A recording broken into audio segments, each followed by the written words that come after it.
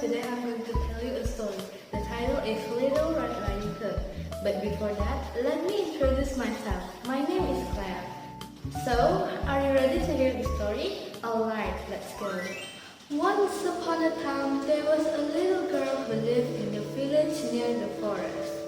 Whenever she go out, she always wear a red riding cloak.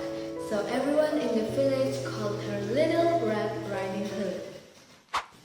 One morning, Little Red Riding Hood asked her mother if she could go to her grandmother's place, as it had been a while since they both met each other.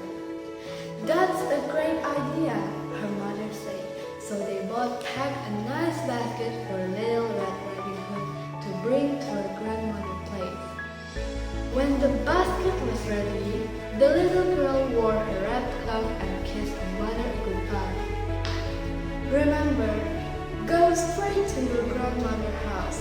Don't dawdle along the way, and please don't talk to strangers. The woods are dangerous, the mother said to Little Red Riding Hood.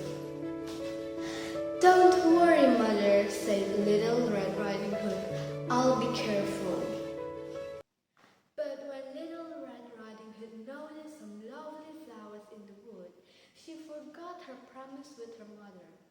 She picked a few, watched the butterfly flit about for a while, listened to the frog croaking, and then picked a few more.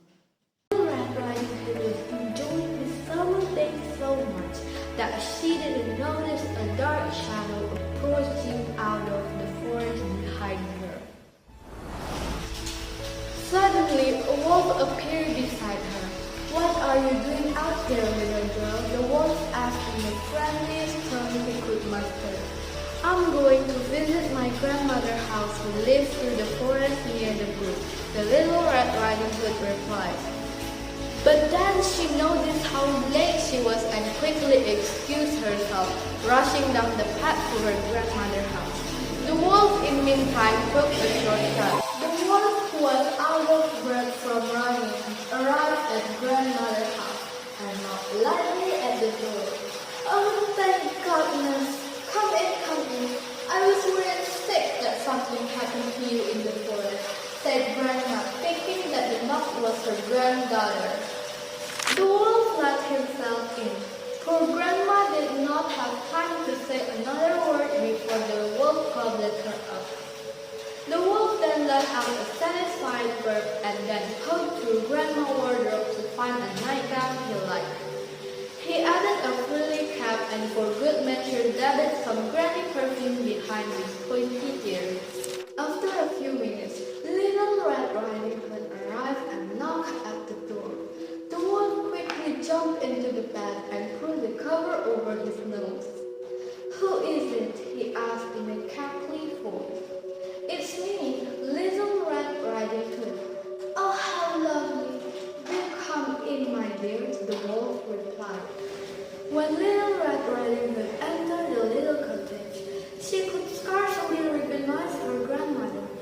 Grandmother, you sounded so odd. Did something happen? Said Little Red Riding Hood. Oh, I just have a touch of a cold, squeaked the wolf, as he added a cough at the end to prove the point. But grandmother, what a big ears you have, said Little Red Riding Hood as she edged closer to the bed. The better to hear you with, my dear, replied the wolf. But grandmother, what a big eyes you have, said Little Red Riding Hood. The better to hear you with, my dear. But grandmother, what a big teeth you have, said Little Red Riding Hood, her voice quivering slightly. The better to eat you with, my dear, roared the wolf as he leaped out of the bed and began to chase the little girl.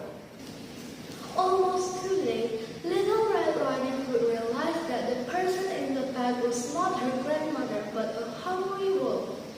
She ran across the room to the door shouting, "Help, wolf!" as loudly as she could. The woodsman who was chopping log nearby heard her scream and ran toward the cottage as fast as he could. The woodsman grabbed the wolf and made him spit out about the poor grandma who was a bit frazzled but still in one piece. "Oh, Grandma, I was so scared," sobbed Little Red Riding Hood. "I will never talk to strangers or dawdle in the forest again." There, child, you've learned an important lesson. Thank goodness you screamed loud enough for this kind woodsman to hear you. The woodsman then knocked out the wolf and carried him deep into the forest where he could not bother people any longer. Little Red Riding Hood and her grandmother had a nice lunch and a long chat.